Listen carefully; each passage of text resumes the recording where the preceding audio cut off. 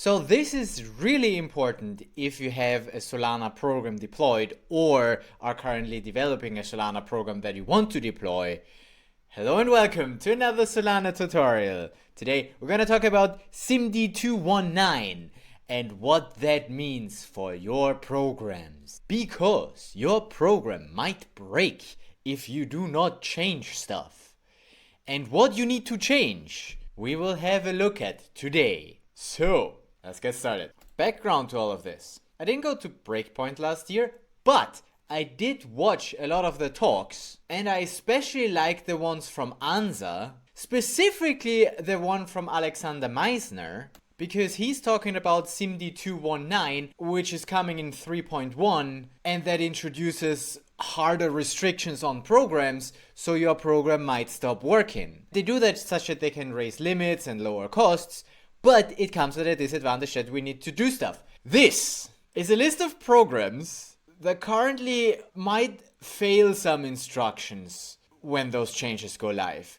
And this list, if you look at that, there's some very common programs in there. We've got Radium in there. We even have the token program in there. The token program. And so I looked at that list and was like, I really need to make a video about that. Not because of those people. I mean, the people from Whirlpool and the people from ANSA, they will know what they need to change. I'm not too worried about those guys. But if even all of those programs need to fix something, then it's highly likely that you will also need to fix something.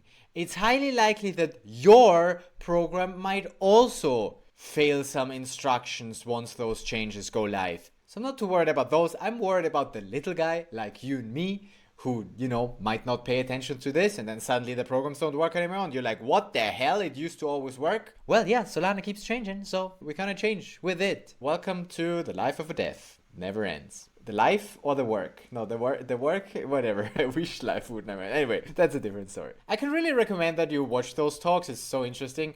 But even when watching the talk, I didn't really understand what all of that is because it just mentions it on the side. So, a deep dive we do on SIMD 219. Stricter ABI and runtime constraints. So, a SIMD is a Solana improvement document. And there's a GitHub for that contains all of those proposals. And within those proposals, we will find the 219 stricter ABI and runtime constraints. And here, we've seen that name before. This has been proposed some time ago, a year ago. Status says it's under review, but it kind of sounds to me like that's definitely gonna happen. So let's look at it. Removing pitfalls and foot guns. Well, yeah, might as well. So on a high level, basically what they're doing is they want to be more strict in terms of CPI verification, syscall alignment, memory access, and syscall parameters, which will then in turn allow them to do some other optimizations and raise limits and stuff. For instance, they mentioned that they want to get rid of account info at all,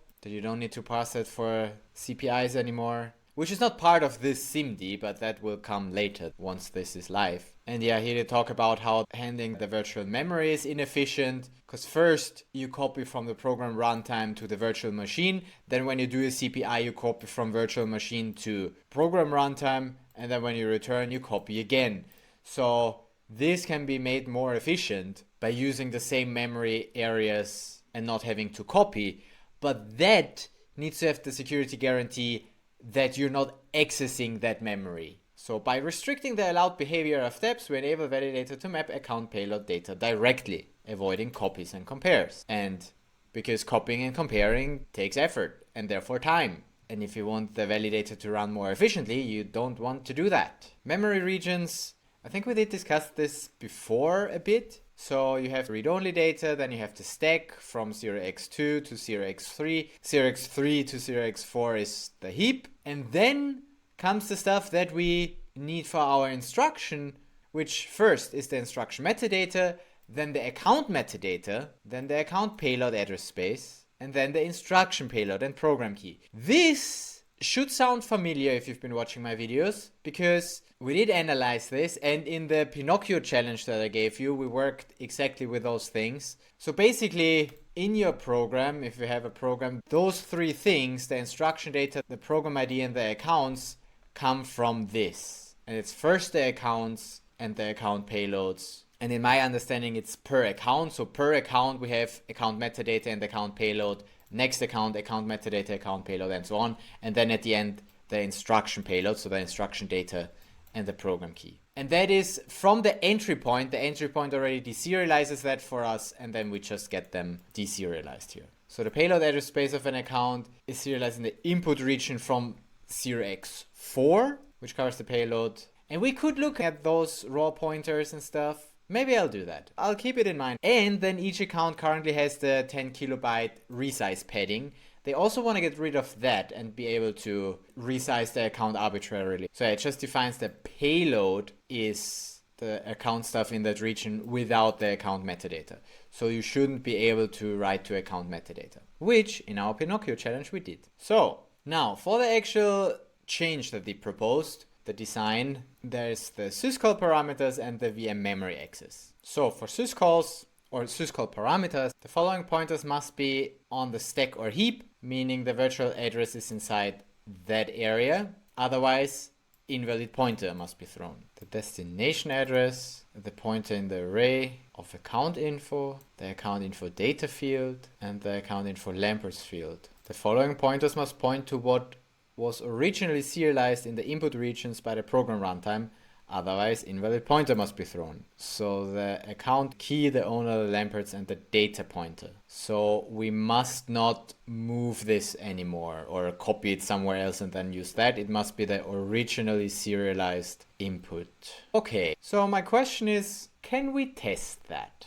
Do I already understand what this is talking about or do I not? Then we'll get to memory access. But I think we first stay with syscalls and try to have an example for that. Should I recycle the program from last video? No, I'll make a new one. I'm gonna work with Pinocchio again. There we go. In 10.1, Solana improvement. We're gonna use that POYO4. So I grind myself a program address. I'm gonna copy this. Oh, first I need to, hold on. I'm gonna open this here such that my Rust analyzer is working. I still need cargo add Solana program log. It really doesn't matter. I'm not building an efficient program. I just want to test those few things. Okay, and then cargo build SPF. Great. And then I can copy that to target deploy my SIMD program key pair. And then we'll do two things.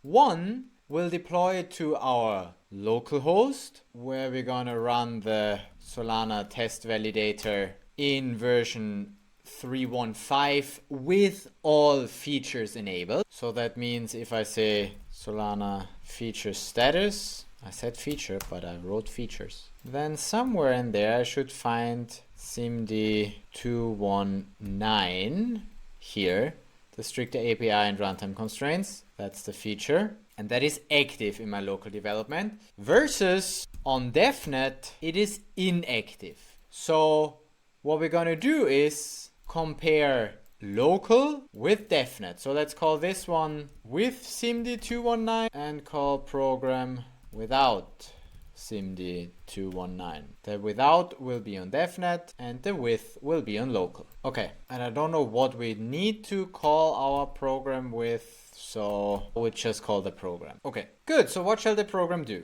In the last video, we checked if an account is writable. And then we already did some stuff that we will get into with the VM memory access. But first, let's look at this syscall. Actually, even before that, let's just look at pointers. Let's just print me some pointers. So that will print me the program ID, but I want a pointer. How about this? Invalid placeholder. Rust core library is dependency for whatever. I just get Solana program. Cargo add Solana program because I'm lazy. That's why. Then my message macro, that will allow me to log a pointer. Wonderful. Again, I'm not trying to write an efficient program here. I'm just trying to test some stuff. And then to instruction data, that will be this. Let's just look at what that would give me. Cargo build SPF. Now I have a bunch of dependencies. It's fine.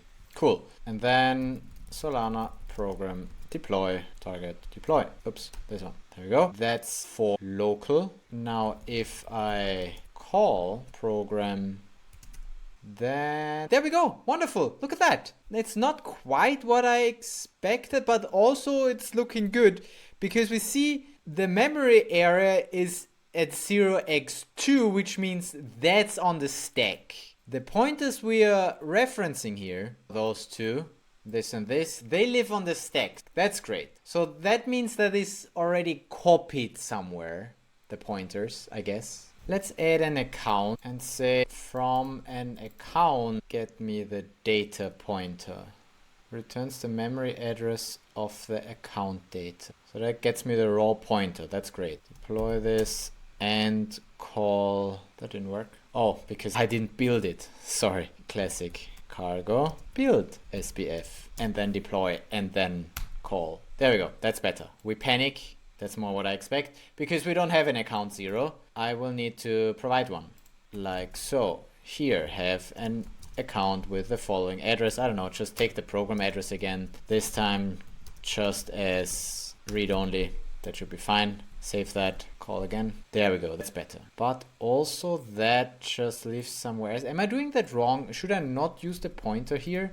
Because I get the pointer here already. Account data pointer. Yes! That's what I wanted to see. Awesome. Okay, look. Because now we are in region 0x4, which, if we come back to this definition, that's past the heap where all of that stuff lives. That the runtime puts as, you know, metadata for the instruction, for the accounts, and then the payload. That's where that lives. So maybe I was also just doing that wrong. Can I get the pointer of program ID? Maybe I was making a pointer of the pointer. Look at that. Yeah. Ha! Look at that. I was just making a pointer of the pointer, which then again lives on the stack. If I get the pointer directly of this thing, that also points in the memory location of 0x4. Great. And this also. And note that the program ID pointer is further back than the account data pointer. So it's first this and then some account stuff. Then this. Wait, no, this is the same as, is this the same? Those look like the same. The instruction data.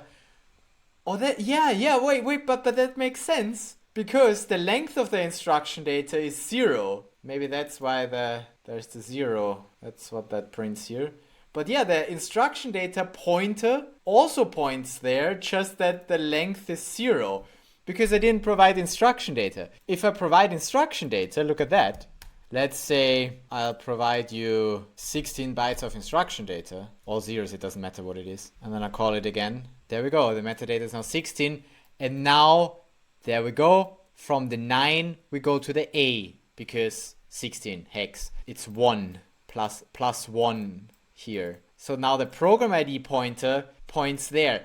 But my whole point with this is that all of those things point into memory region of 0x4. All those 3 things into that memory region and not somewhere on the stack. That's good. I'm doing it right now.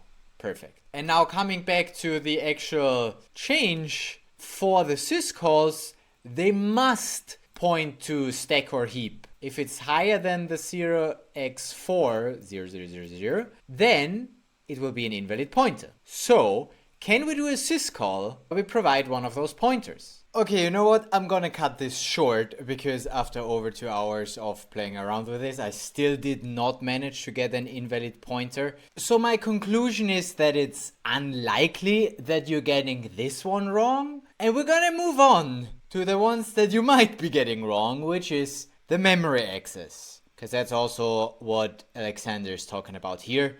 Those 3 things. Let's have a look at those. So memory access, both by program and by syscalls, which span across memory mapping regions, are considered access violations. That makes sense. If you're accessing from, say, 0x3 something to 0x4 something, that's like, you don't want to overlap regions. That would be weird. So those are considered access violations. Access to multiple regions, for instance by mem copy, have to be split into multiple separate accesses, one for each region. Okay, that also makes sense. For memory access to the payload address space of an account, remember that's in the 4 point something, the account payload stuff. So for all accesses to the account payload, which is flagged as writable and owned by the current program, you gotta check that the access is completely within maximum account length, otherwise invalid reallog must be thrown. The access is completely within the rest of the account growth budget of the transactions, otherwise invalid reallog must be thrown. The access is completely within the current length of the account, otherwise extend the account with zeros to the maximum allowed by the previous two checks. Okay, so that's for if it's writable and we own it. Then for loads or read accesses to the payload address space of an account, we need to check that the address is completely within the current length of the account, otherwise account data too small must be thrown. Completely within the current length of the account. And then for write accesses to the payload address space of an account, check that the account is flagged as writable. That makes sense, otherwise read-only data modified must be thrown. And the account is owned by the currently executed program. Otherwise, external account data modified must be thrown. That also makes sense. Now, where are the changes now, though? Like, none of that seems like it hasn't been around. But it seems like there are edge cases where those checks haven't been enforced yet. So let's look at those edge cases. So I would say let's start with read access, then write access, then write access to an owned account. So let's start with this. The access is completely within the current length of the account. That shouldn't be too difficult. Let's go here and say we read account data.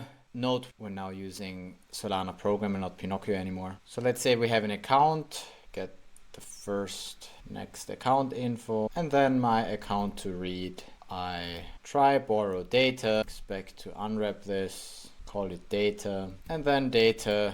How about clone from slice, not the other way around? So gonna do a local data, or let's call it stack data. Add it to my stack.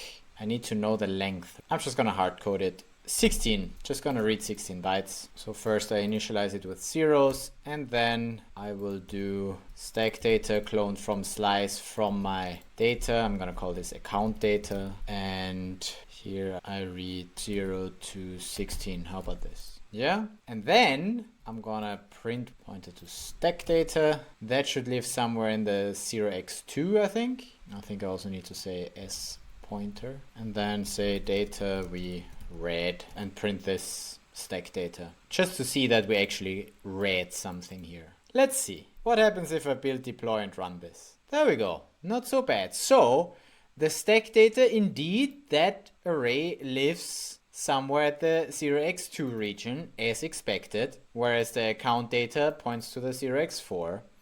And the data we read, yeah, that also makes sense. That looks like the actual account data from the account we put in. Remember, we put in the program address, so this thing, Solana account, this thing, that's the actual data that we're reading, and we're reading 16 bytes, so that's the data we actually read. We can read 36 bytes because it has 36. That should still work. There we go, then we just read more data. But what if I do 37? Do you think that still works? I hope not. We panic? That's not what I expected. How the hell do we panic? So we panic in this line. Well, that makes sense because account data. Oh yeah, because that thing knows its size. That's why we panic. That makes sense. I mean, obviously, if you're using the proper fields, then you're protected from that stuff because the account data knows its length, so it will just give you that length. So if you try to read more, then it will panic. Okay, so we gotta do some unsafe stuff here, I think, and get the data out. Let's get the pointer. Let's do some unsafe shit again. Let's pretend it had length 37, which it totally doesn't. Oh, here we go. And from this modified account data slice, let's see what happens if I do this. Oh, what? Oh, sorry, can't return this. Semicolons are important. There we go. Hey, that's what we want to see. Account data too small for instruction. So we're doing some unsafe things here. We're pretending that the length of this slice is longer than it actually is because it's 36, but we say, hey, don't worry about this, it's 37. Just allow us to read longer at this pointer. So we then don't get a panic here when we copy that into stack data. But the runtime kills us with account data too small for instruction. And that is what we expect an instruction error, account data too small for instruction. That's what we get here. This is because of this SIMD. And to prove that that is because of this SIMD, let's either deploy to DevNet. Yeah, because I don't always want to swap back and forth between feature enabled, feature not enabled. We said earlier that we're gonna work on DevNet. You can check the previous video how I would disable that feature in my local test validator. But for now, what I'm gonna do is I'm calling without, which basically just means call it on DevNet, and I'm then gonna deploy it to DevNet first. Then that should be the quick way. There we go, it's deployed to DevNet. And on DevNet, look at that, it just works. Doesn't really look like it's doing what I want it to do though.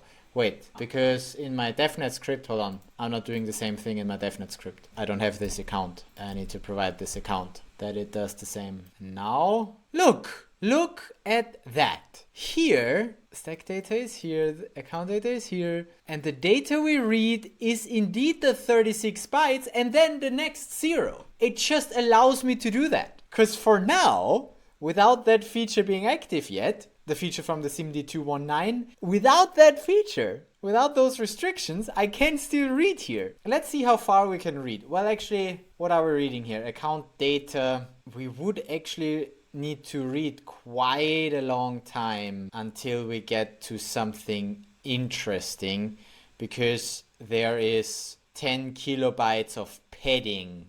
So it's 10 kilobytes of zeros before we get to the next interesting stuff. And the next interesting stuff is actually the instruction data. You know what? I'm gonna put instruction data. 1, 2, 3, 4, 5, 6, 7, 8. Just a recognizable pattern. And then I'm gonna tell that pointer, hey, you know what? You are 36 plus 10k plus 8 bytes long, and then I read from here 8 bytes, or actually let's say plus 32. Let's read 32, make this 32, just because I might be off because of padding or whatever. Let's read a bit more. We read 32 bytes somewhere there at the end. Let's see what happens there. Oh, actually this is wrong. This will read 0 bytes and we panic. I need to write it like this. There we go. Okay. What do we see here? Ha! This is cool though. So first of all, there's still some zeros. Then there's a bunch of 255s. Don't ask me what that is. And then this is the length of instruction data. We have 8 bytes of instruction data, and the instruction data is 1, 2, 3, 4, 5, 6, 7, 8. Here it is. We can literally just from that pointer onwards read wherever. Nobody cares. We just, do the unsafe stuff of, take that pointer and read from it somewhere. That's fair game. In the current version of Solana, that's still fair game. But if I would do the same thing with SIMD 219 active, wait, that's also fine. That I can also do. Okay, fair game, because we're not actually reading account data anymore, are we? We're now just, we're now reading instruction data. What is before the instruction data? So this is the instruction data. And then here comes the start of the program pub key, my 219, that's this address. And what's before that? I thought that was still part of the account. 1, 2, 3, 4, 5, 6, 7, 8. That seems to be padding. But that is still part of the account. And that I can just access. Let's play around with this some more, because that's still weird. Let's do a read start. This is my offset, just so I don't have to use that number twice. So read start. And let's start it at 32. That should then fail, because then we're reading from 32 over the 36. Yeah, then we get account data too small. What if we start reading at 37? That should still be the same thing, right? Yeah. What if we're starting at 1000? That's now in the middle of the 10k. That's still that. Okay, what about 10 at 10 kilobytes? I still get that. And I read for 32. What if I add 32? Oh, that's interesting. Then I get an access violation in input section of size 8. Access violation in input section. 0x4 is input section. Why size 8? Maybe the clones in chunks of 8. Just read 1 byte. That should still be okay. Yeah, there we're still in that area. 36. Here we're okay. So that makes sense. Now we're just out of the account data. What if I have 35? That should be the last byte of the account. Yeah, that makes sense. Here that all makes sense still. Exactly at the boundary of where the padding of the account ends, I still get the account data too small, but as soon as I go after the padding, no, it's not padding, the allocated 10 kilobytes for account reallocation. Once I go above this, so that's now the byte afterwards, we probably get into padding. So here I read a 0. Let's look at that again. I know that it was in the FAQ. Gotta watch my own video then. Yeah, where is this? So docs programs FAQ. Shit, that doesn't exist. That page doesn't seem to exist anymore. Okay, I'm just gonna read it here. What do I have a video for? Can you scroll down? Thank you. So, after the 10 bytes of padding for reallocate, oh wait, they do call it padding, then enough padding to align the offset to 8 bytes, and then 8 bytes of rend epoch. Oh, maybe that's the 255, because we don't really do rend epochs anymore, do we? Maybe that's what we saw. So padding to align the offset to 8 bytes. How much padding would we expect if my account data has 36? Let's see. This is always 8 bytes. This is also 8 bytes. That's 8 bytes. The 10K is also a multiple of 8s. So the only variable thing is the 36. Is 36 a multiple of 8? Not really. We have 16, 32, and then it's 4 bytes to 36. So I'm expecting 4 bytes of padding. So I'm expecting 4 zeros if I read 32 or whatever again. I'm expecting 4 zeros, then 8 bytes of the rend epoch, and then my instruction data. There we go. Yeah, it's 4 zeros of padding, 8 bytes of this rend epoch that nobody uses anymore. That's why it's 255, I guess. And then comes my instruction data. And all of that I can read again. That doesn't give me an account, what was it called? Account data too small. If I read here, it's fine. I'm allowed to read this. I'm allowed to read the padding. I'm allowed to read the rend epoch, and I'm allowed to read the instruction data and the program ID. All of that I can read, just not before. If I were to start 1 byte earlier, even though there's also just a 0 there, I'm not allowed to do that. But here I get a weird other access violation because I'm reading over that boundary of the account, apparently. Let's see, if I just were to read 2 bytes, yep, I get this access violation. The size of 2. We're doing it in chunks of 8. What if I read 32 again, but I start at 36 minus 8? Do I then still get this access violation? No, but then I get the account data too small for instruction. So it seems like we're always doing 8 byte chunks that we read, and then I read the first 8 bytes, and that gives me the account data too small.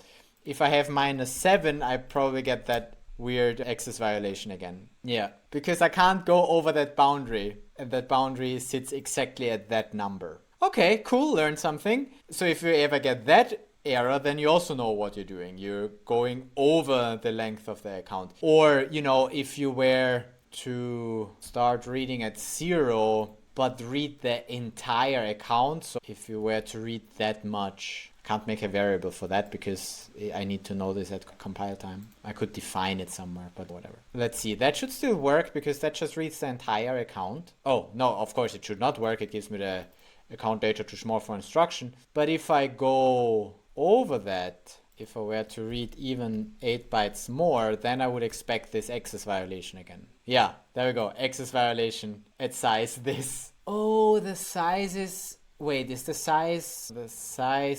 from that pointer probably. Okay, the size is just the offset from that pointer. And the way those pointers work, maybe they are aligned in 8 bytes. That could be. That's why we're getting those numbers. But doesn't matter. We get this access violation if we read through the account, like over the 10 kilobyte padding. And if we stay within the 10 kilobyte padding, then we still get the account data too small, because the maximum we can actually cleanly read is just the length of the account, which in our case is 36. That's the most that we are allowed to read from that account. That still works. There you go. That's the account data. Cool. So that's that. That's a pretty simple fix. Just don't read too long. Like, you have no point in reading into the padding, because the padding just exists if the account is getting bigger. It just exists for when you write to it. So actually, for read-only accounts, it doesn't make sense to add that padding anyway. But for consistency reasons and for making the serialization easier, they add it to every account. But they might remove it entirely, that padding. I don't know how exactly they do that and how realloc will work in the future, but I think they want to get rid of this padding, so that's why you're not allowed to read there anymore. Besides, as I said, you have no point in reading there. That's an access violation. And maybe your program did that per accident. Maybe you're off by one, maybe whatever. Maybe you're like, yeah, whatever, we know it's just zeros there, so we can just do whatever. But no, you cannot do whatever. You're not allowed to read longer than the size of the actual account. And that is actually enforced from as soon as that feature gets activated in 3.1. So yeah, that settles this point, which is this part here. Check. We know what that's about. If you're reading too long, stop doing that.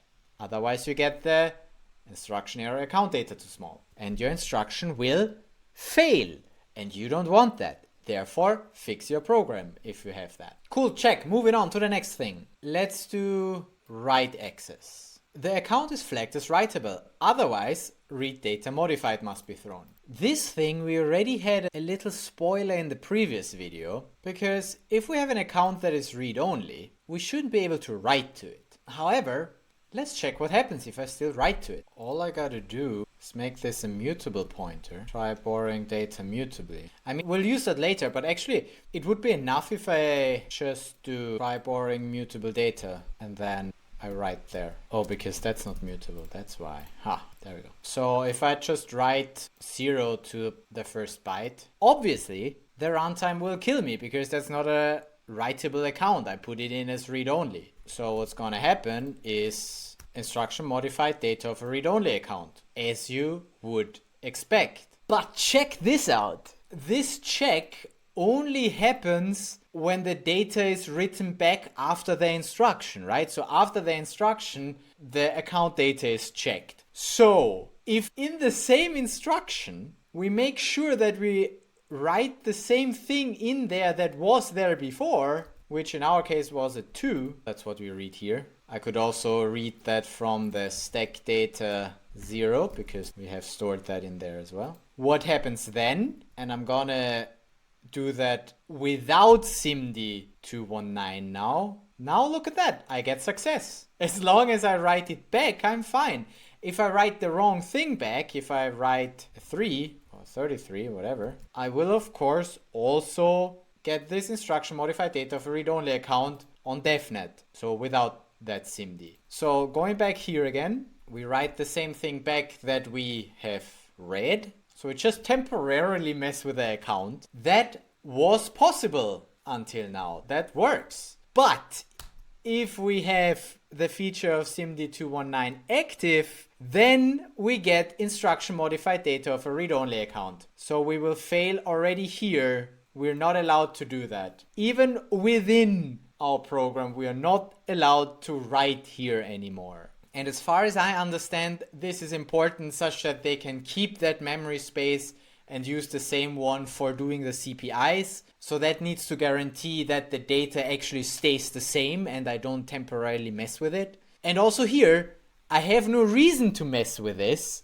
I can't persist that account anyway, and it's a bit weird to write there and then overwrite it with what we read earlier. This seems a bit hacky. Why don't you, write to some other memory location like the stack or the heap? Make a copy of it if you really need to, but don't mess with that part of the account, the input data. That should then also be usable for CPIs, so don't mess with it. So yeah, that's checking that the account is writable, meaning if it's not writable, if it's read-only, and we still write to that account, we get the read data modified error. And we got it when we modified the account and kept it that way, but with this little hack here to write it back, we could avoid it again. But this is also not possible anymore with SIMD 219. You will also, if you're doing this, you will get back that error that you modified a read-only account. So if you're doing that accidentally or on purpose, you should stop,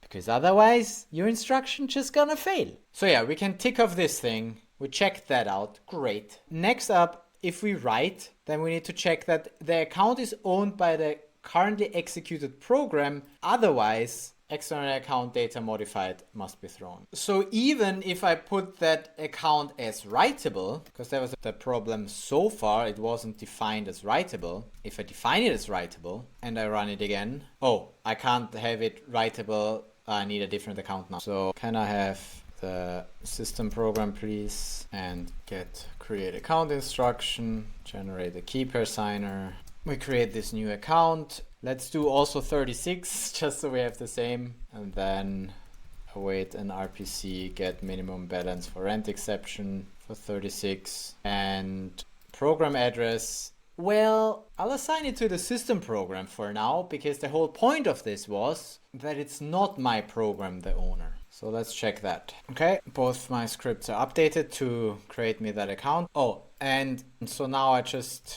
put that new account here, address, as the first account that we call. There we go. Then we get instruction modified data of an account it doesn't own. Isn't so unexpected, is it? Because we are now writing to an account that we don't own. Now we don't fail the it's not writable check, we fail the we don't own that account check. But is that the same if I deploy to DevNet? Like without that SIMD, without that feature enabled, do I also get that error? No. Without that feature, it's like, nope, you're perfectly fine. Here, write to this. Again, the trick is that we wrote a 0 to, it was already a 0. We didn't even need to, So as long as in the end it's the same as it was before, the runtime didn't care. But now the runtime cares. Even if you write the same thing that's already there. Apparently. So it's not just that I write a 42 and then I overwrite it with a 0. Again, without SIMD 219, it still works. That also works. I can do that. Only if I don't overwrite it with a 0 again will it complain. Because now I'm actually trying to change the data of that account that I don't own. So here, instruction modified data of an account it does not own. Yeah, okay, great. But on local, with that feature enabled, we already here, when we write it back, get instruction modified data of an account it doesn't own.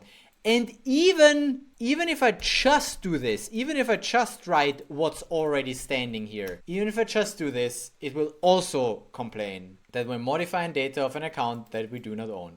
We cannot write to this part of the memory. We are not allowed to write access this memory part, because that's an account we do not own. So that's this part here. If you're doing that, again, please refrain from doing that, because we're not allowed to write there. It's not your account. Don't even try. Now let's get to the most complicated part, this here. What if we own that though? Let's change our script to we assign it to our program address. So now we should be able to modify that account. That should work now. Yes, perfect. Now I can also write a 42 in here and I don't even need to overwrite it anymore. That should be fine. We can check that transaction. That's the account. So Solana account this. There we go. The 42 was written in here. Because we own that account, we can write to it. So that's fair game. But now, for memory access in the payload address space of an account, which is flagged as writable and owned by the currently executing program, we still need to check the following things. The access is completely within the maximum account length, otherwise invalid realloc must be thrown. So in our case, we allocated 36 bytes of account space. So if we read or write 2 more, we should get invalid realloc. And I'm not sure about the reading, so let's just try. If I write to byte 35, that should still work, right? If we check that account, yep, at the last byte we were writing the 42. But if I try to write to 36, then I should get a memory access, invalid realloc. We get a panic.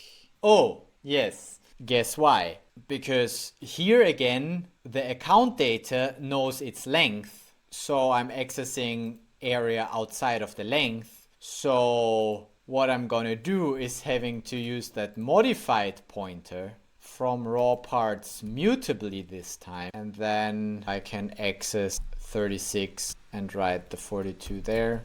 Data it refers to cannot be written. There we go. Make it a mutable U8. And suddenly I can write to it. It will stop me though. No, it will not. Interesting. What's in that account? This is this, right? And this one might have been ignored. Can I write to 35 with this? Just checking if writing there works with that pointer at all. Yeah, I mean it works. I can write here. Cool. But I would have expected that if I write to 36 that it will kill me. But obviously it doesn't. I still get success. Let's see how far I can write. How about 36 plus 1000? Also still fair game. Cool. That's weird. Let's continue reading here. The access is completely within the rest of the account growth budget of the transaction. So that's the 10 kilobyte buffer thing, I think. Otherwise, invalid realloc must be thrown. So is that an or is that an and? Maybe that's an or. Either it's completely within the account length or it's completely within the... Oh, wait. Okay, so it seems like I can just write into the account growth budget and that's fair game still, but I cannot go over. Let's try this. Hold on, wait. And the third thing, the access is completely within the current length of the account. Otherwise, extend the account with zeros to the maximum allowed by the previous 2 checks. So I still don't get how I can get the invalid realloc. Okay, let's do some fun stuff. Let's read the stack data once again, just so we have some data in there. Let's write 44 here, whatever. And then let's go the other way. So stack data clone into my modified account data slice at 36 to 36 plus 36, because I'm that lazy. You need to have the right size for this. It's a bit annoying. Okay, fine. I tell you that this is the right size. Believe me. Okay, good. So this works. And now, what if I read from, let's say, 30 onwards? What's the difference? Because now we go over the boundary of...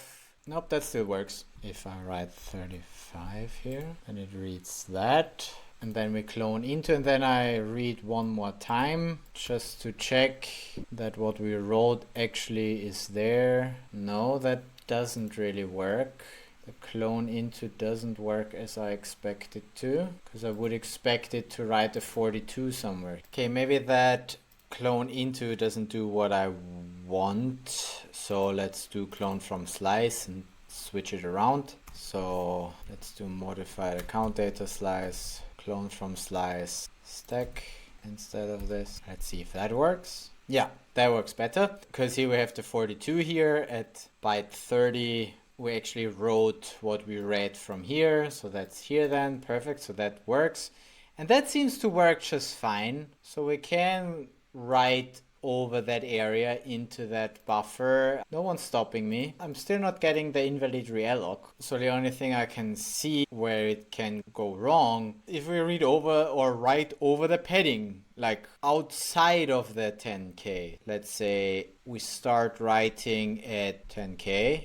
That should actually still work then. 10k and we write 36. That should just be still within. Yeah, that still works. But if we do +8 and +8, that should now give me some error, hopefully. Yeah, Now we get the access violations again. That's the same thing when we go over that boundary. We're still writing within our account, but then we write too far. Then we get those access violations in the input section. So that's the same as with the reading, just now that we're doing it with writing. But it still doesn't get me to the invalid realloc. When does that happen? Oh, it's about reading from the resize padding. So apparently writing seems to be fair game, but I'm not allowed to read. So I can write to the padding, even if I don't resize the account, it's fine, but I cannot read from the padding. Let's check that. We've just read the stack here. That's still fine. That's still within account length. Then let's write to the padding, but at the beginning of the padding. So at 36 to 36 plus 36. And I'm going to write something more interesting here, just so we have some data to read. Actually, gonna write some pattern here. So we write that, we read that, we print that, we write it into the padding, and then we read again from the padding. Let's say read start is 36, make that mutable, and then we read from data we read from padding. Let's check this. That also seems to just work. So the data we read at the beginning is 0, then we read that pattern, then read that pattern from padding as well. Is that because we wrote that pattern to padding? Let's not write anything to padding.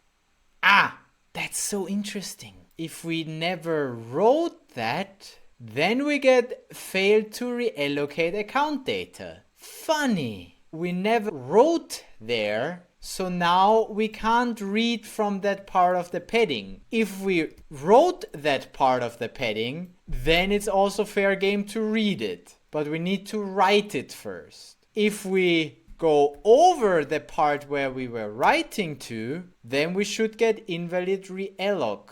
No, that's also still fine. What if I start reading from, I don't know, 1,000 plus some, 1,000 plus some? That's also fine. Okay, the logic of that, hold on. But if I do not write there first, then that will give me the invalid realloc. Yeah, wow. Okay, but now that sentence makes more sense. If the access is completely within the current length of the account, so either the access is completely within the current length of the account. If it's not, extend the account with zeros to the maximum allowed by the previous 2 checks. And that's so confusing because they're always talking about the access. But I think it's a difference if it's a read access or a write access.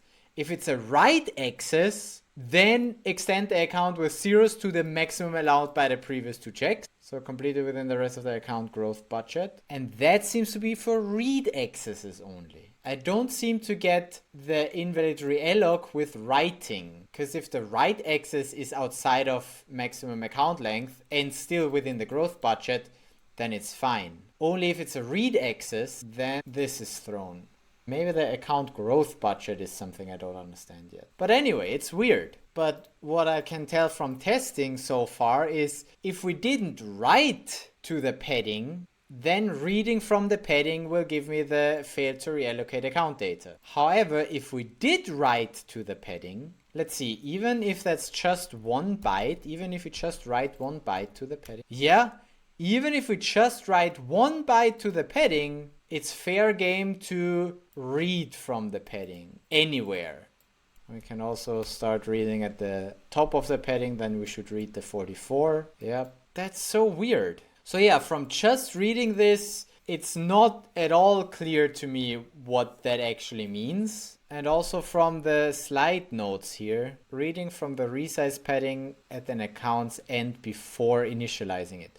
So initializing it probably just means writing there anywhere there, and then it's initialized. Fix it by calling account info realloc with 0 in it true. Okay, we're still not done. If we did not write to this, then we get the fail to reallocate account data. But is that the same without SIM219? Without that newest feature? Let's test it on DevNet.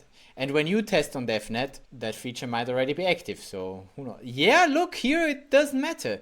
Here we can just read. We just read in the padding, nobody cares. Okay, so that's really the difference. With SIMD 219, we're not allowed to read somewhere in the padding without having initialized it first, which means having written to it. Now, my personal recommendation for you here is don't read anything that you haven't written to first. Even if you've written somewhere in the padding, don't read other areas that you haven't written to. It's not being checked, but maybe it's just not being checked yet. To be on the safe side, I recommend that you just don't read in areas that you didn't allocate first. Even if, from what I've tested so far, it looks like as soon as you write anywhere in the padding, all of the padding gets initialized. But that's still a bit weird.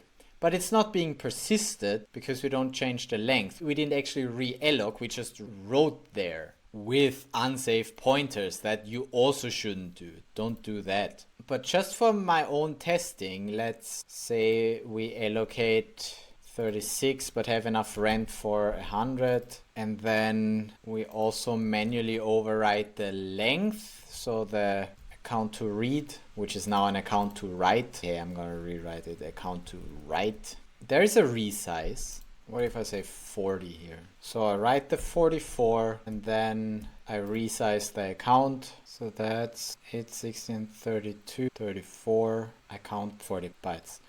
But interesting, if I resize it afterwards, the thing that I've written there is not in there anymore. If I resize it first, so right at the beginning, if I resize it to 40, then the thing I write there actually also persists. Interesting. I wonder why that is.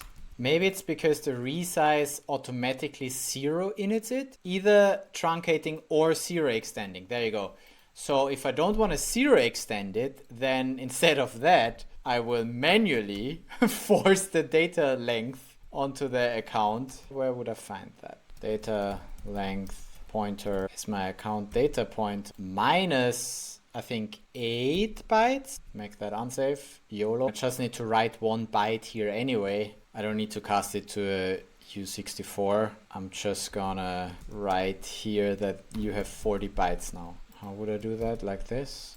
Yeah, whatever. How about this? Unsafe as fuck, don't do this, but just for my understanding, this way it's persisted, yeah? I just force it, hey, by the way, the account is this long now, yeah. But that's hacky, don't do it like that. Use the resize before you actually write stuff there and before you actually read from there. Because hold on, here's another question. If I don't do that and I resize it to 40 and then I read from there, is that fine now or no? That is fine now. If I resize it, even if I just resize it for 4 bytes, I can suddenly read from there, from the entire thing, or from the, I can read 36 bytes from padding, no problem. If I don't resize, then I get this fail to reallocate account data. So yeah, honestly, that's super weird. I don't really get it, but it seems like what they're saying here, if you're writing to the padding or reallocating, which writes to the padding,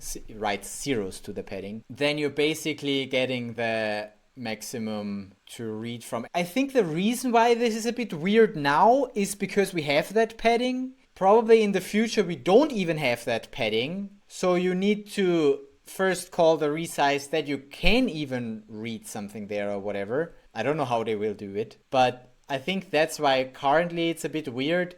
As soon as you've written to it, you can read from the entire padding, but it still only persists what the data length says. So yeah, it's all still not a bit weird with this one, with those checks. But the main thing to take away is if you read from the padding without having initialized it, so without having written to it, then you get the invalid realloc. And you didn't get that before. Like if you now read from it, that's fine. But with SIMD 219 and you still read from there, accidentally or not, you will get an instruction error. And you want to avoid getting instruction errors, so you gotta fix your program. Okay, and with that I think it's good enough. We went through all of those 3 and explained when they arise and how to fix them. So to recap, you don't want to read the padding of a read-only account, otherwise you get account data too small for instruction.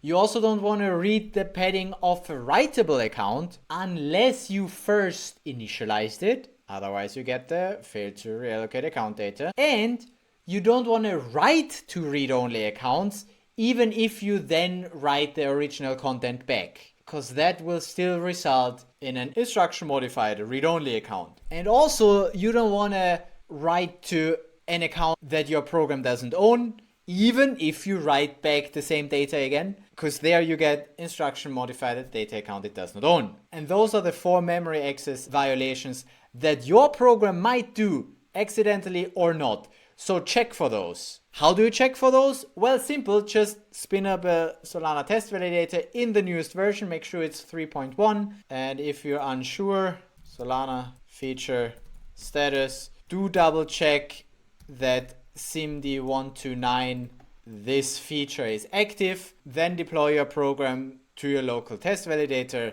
and just test it there. And you will see whether or not stuff is suddenly failing. You do have test cases for your program, right? Right? We do write those, right? You don't manually test all the stuff, right? So that's that. I just thought it was important that we talk about this, because if you ignore it, your program might suddenly stop working and you might not get why. There is changes being made. Runtime is being stricter on you. So you gotta make sure that you comply to those changes and that you don't have memory access violations. There's also changes to the syscalls, but I don't think that we get that wrong, mainly because the syscalls are hidden behind functions of the SDK anyway, so I don't think that we gotta worry about that. He also didn't mention it in his talk, so yeah, I think we're safe here. I hope that was helpful. I know it was a long video, but we got there in the end, and we had a look at all of those problems that could occur if you weren't super clean in your development. Because, I mean, all of those things should not happen,